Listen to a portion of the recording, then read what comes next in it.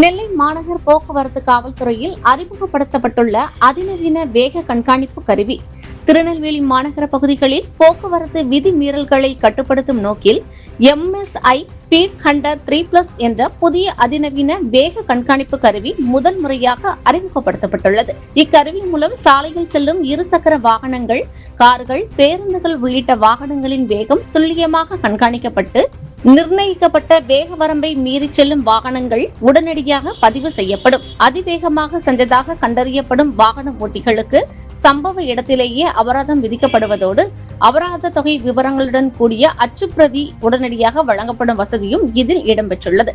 திருநெல்வேலி மாநகர போக்குவரத்து காவல்துறையினர் இக்கருவியை பயன்படுத்தி முக்கிய சாலைகள் மற்றும் அதிக போக்குவரத்து உள்ள பகுதிகளில் அந்த பகுதியின் வேக வரம்பிற்கு மேலாக செல்லும் வாகனங்களை தீவிரமாக கண்காணிக்கும் பணியை மேற்கொள்ள உள்ளனர்.